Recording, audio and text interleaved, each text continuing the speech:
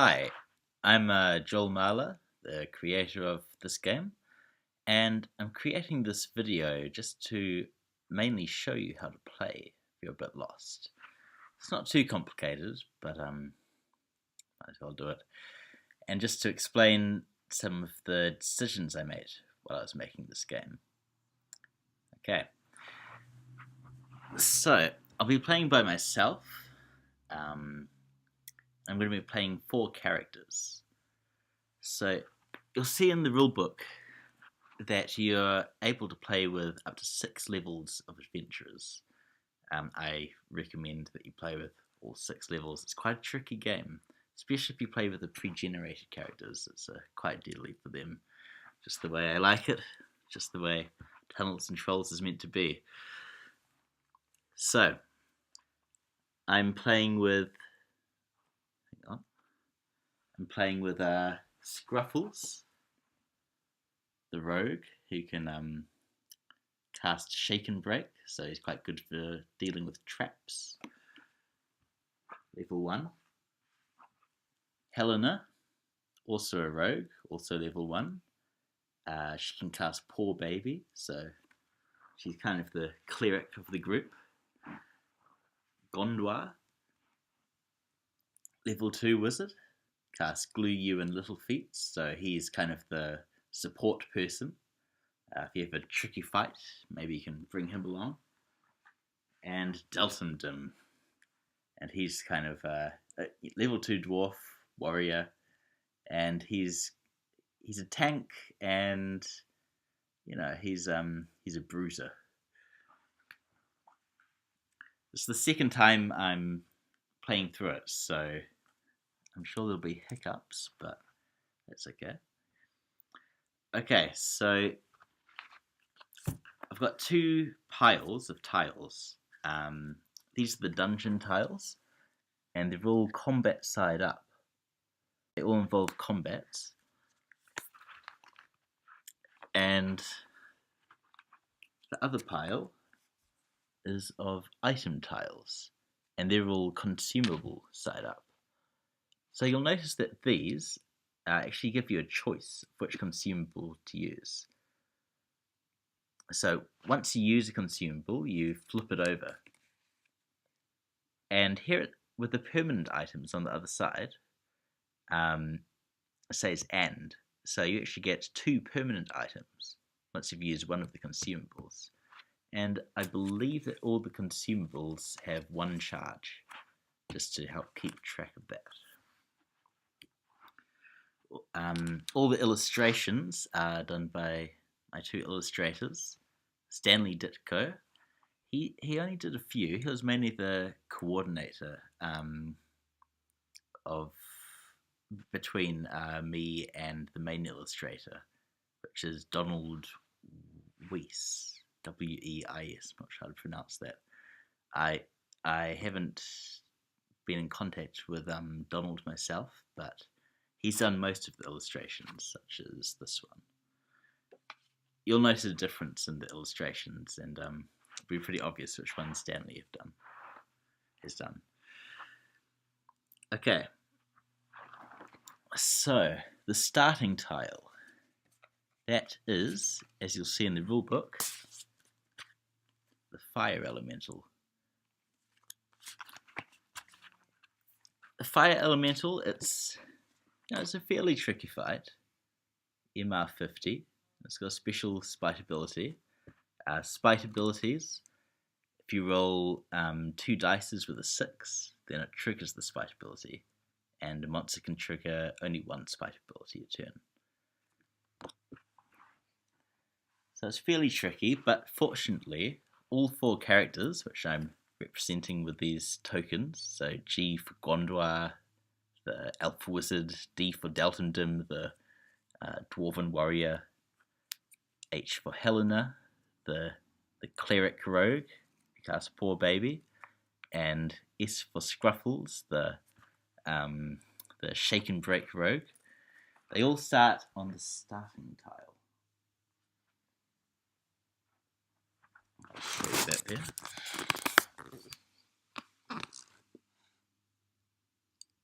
Okay. And I'm just going to represent the first round with this. I'm going to give myself 24 rounds to do this, and I'm sure I won't play through the whole thing because it would take far too long and my wife would get angry for me not having dinner with her, but I'm aiming to finish it in 24 rounds. So round 1.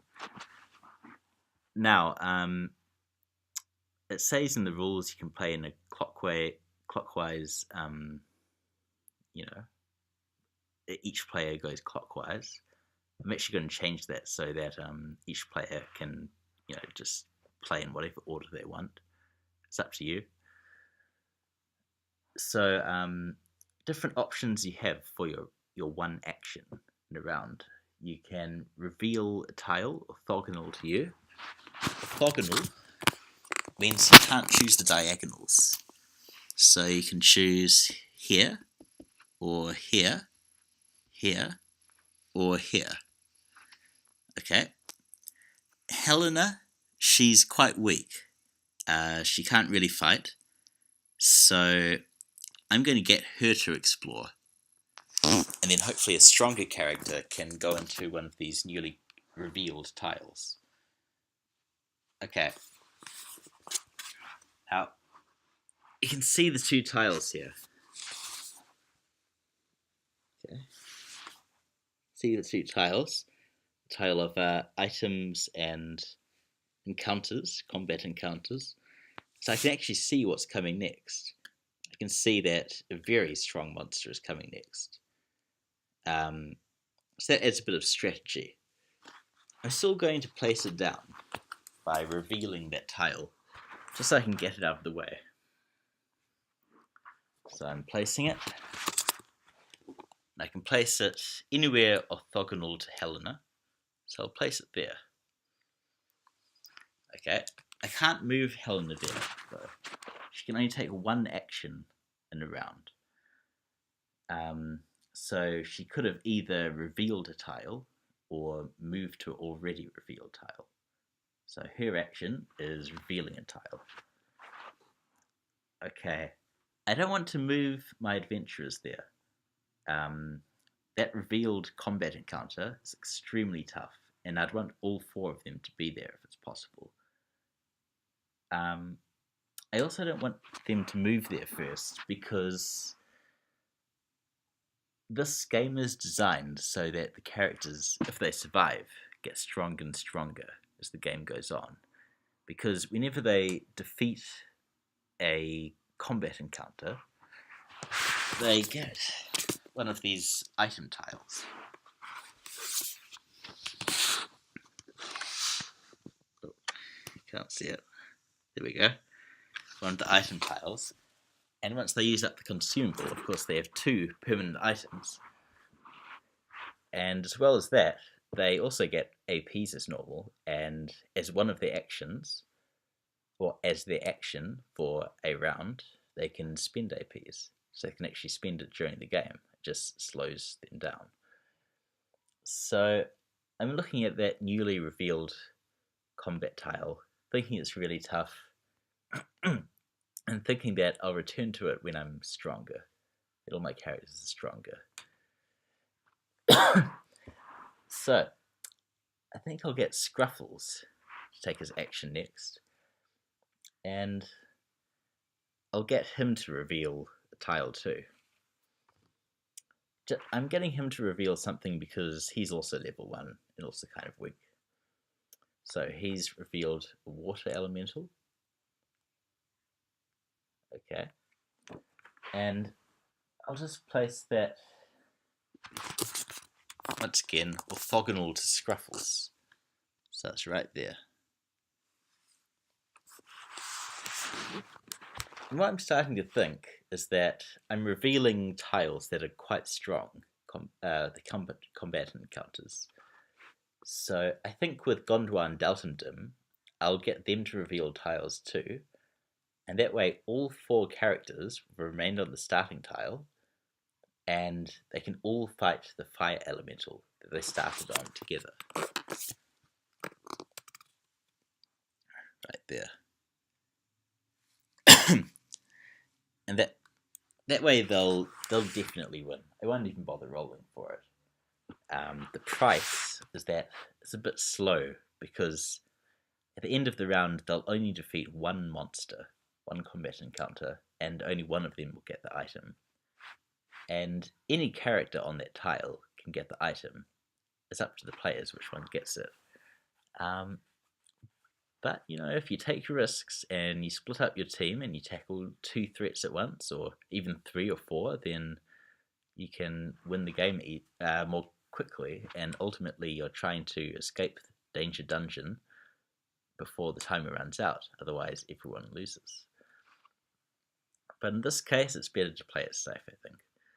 So, I'll get Gondor to reveal this. I'll place it orthogonal to Gondor, and then I'll get Gondor to reveal this. And I'll place it orthogonal to Delphindom. And you can see that the board now looks like this. And I actually wouldn't be able to reveal any more tiles now unless I move someone as their action. So, now it's the end of the round. And now any characters, all the characters, they resolve whatever tile they're on. So, if they're on a combat tile, then any characters on that tile, such as these 4, they take part in the combat. And if they're on an event tile, which they're not, then they would resolve the event. So they'll fight the fire elemental. I've left all 4 of them on it, so I'm not going to roll for it. Let's just assume they won with no damage. And one of them gets an item. Consumable side up. And it's this.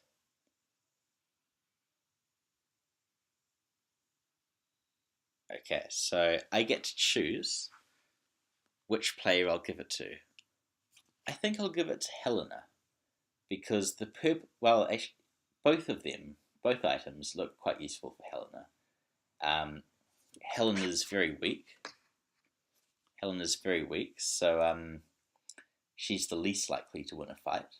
So giving her a consumable that lets her automatically win a fight is very useful. And the Splintering Poniard significantly ups her damage. And she's probably not going to get past armor anyway. If she gets in a fight, it's just going to be for self-defense, really. So there we go.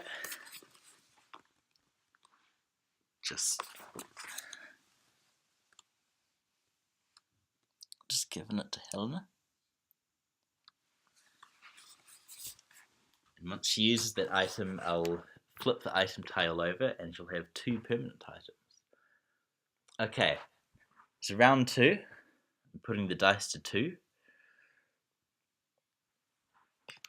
Now, I think, looking at the board, the weakest combat is Lancer Liliana, quite easily. So I think I'll move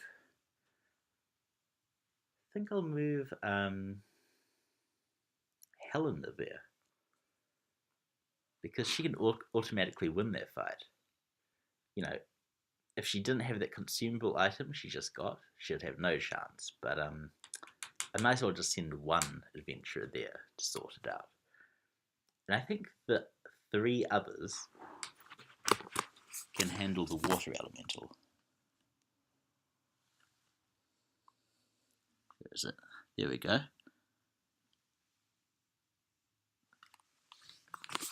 So I'll send the 3 others as their action for the round to go to the water elemental. And once again, I won't roll for it.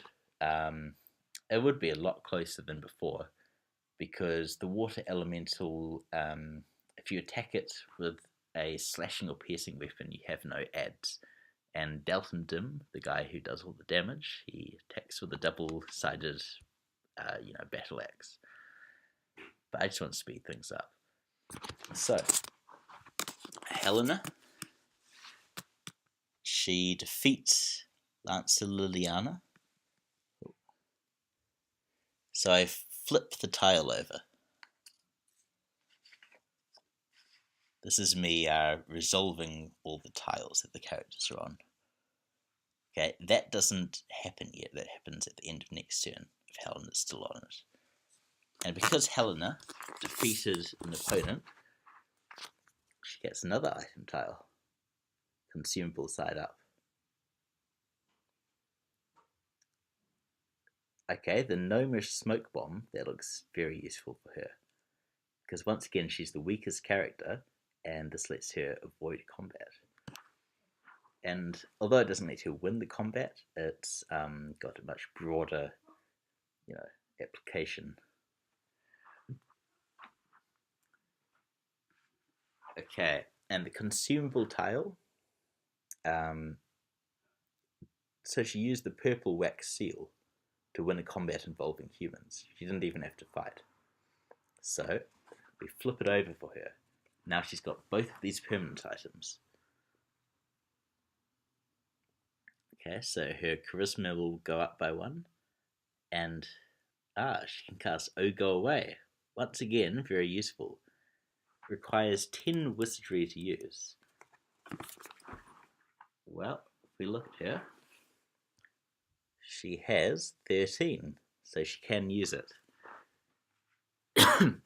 But if she got an item, a permanent item, that required, let's say, 5 intelligence to use, then just like with items that require strength or dexterity, it's additive.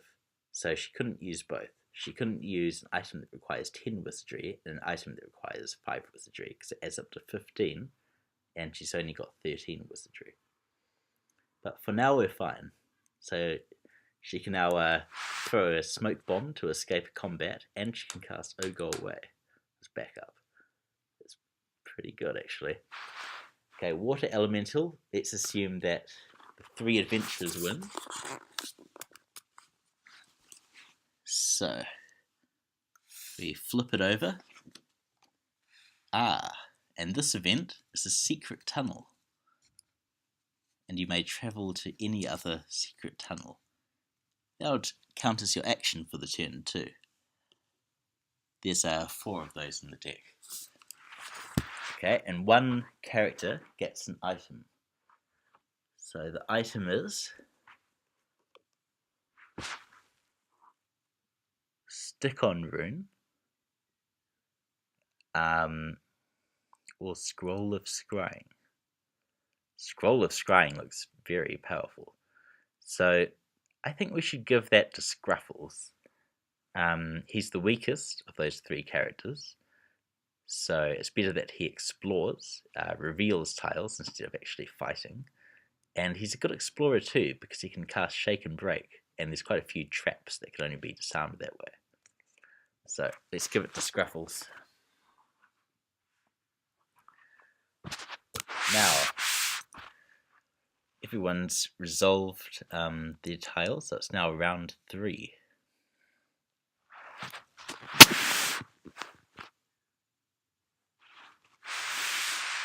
Okay. For the sake of the tutorial, I'm just going to cheat. So, as the action for the turn, characters can only move 1 space, 1 tile. But just to speed things up, I'm going to move 2.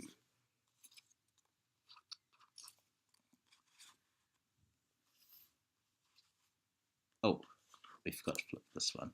Another secret tunnel.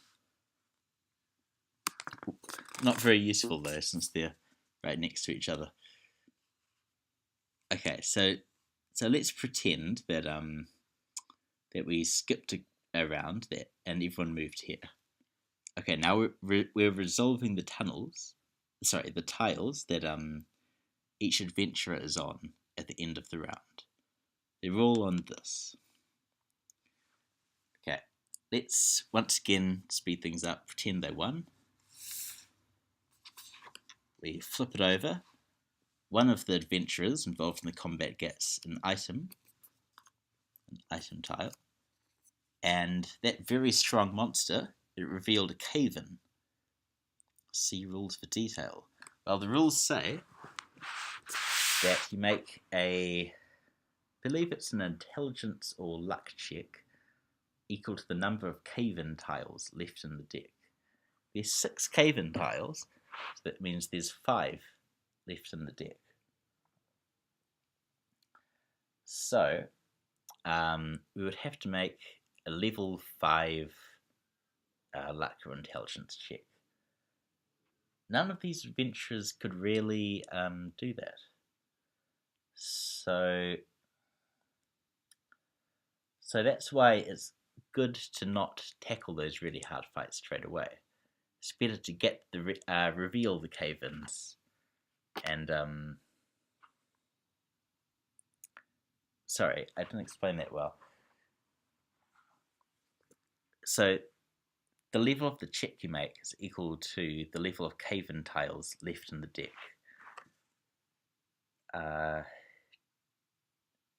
These very hard combats, they have cave-in tiles on the back. So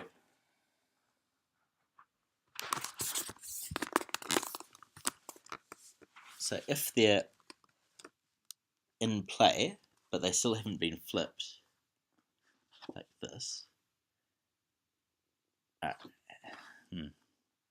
Hang on. Okay, let me just start again with the cave-in tiles. It's my second time playing, so I haven't thought it through. Okay, so the level of the check you make is equal to the level of cave-in tiles that you haven't revealed yet. Okay,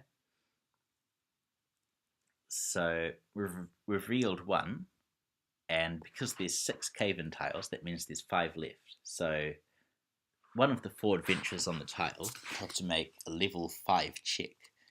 That's too difficult.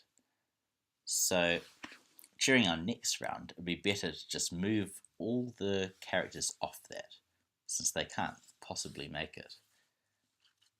And it'd be good to fight this guy next. This is another kind of a boss creature, fought the special. And the really strong creatures, they have cave-in tiles on the back.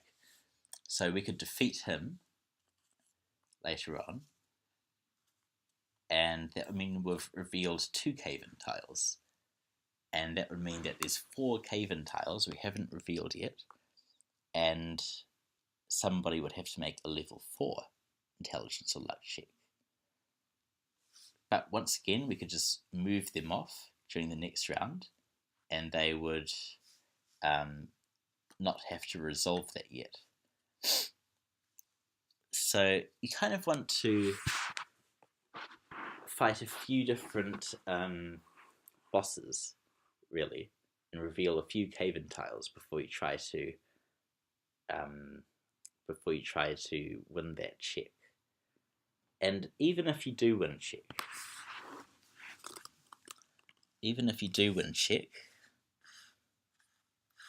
let's say Dalton Dim does it. He wins the intelligence or luck check, and he reveals an escape route from the dungeon. Then it still takes an action during a round to move an adventurer there. So that would take a round. Then it takes an action to escape. So that would take 2 rounds. So you don't automatically win the game once you pass that check, that intelligence or luck check on a cave-in tile. You still have to actually move all of the characters there, and you have to spend a round escaping. If you fail,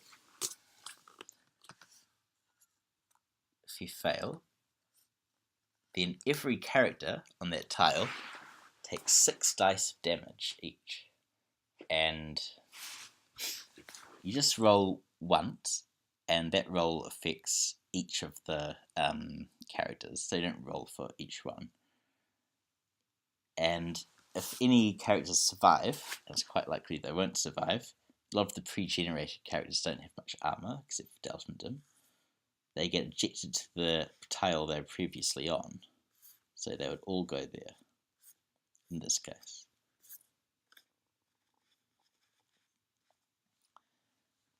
Okay, I mean, that's pretty much all.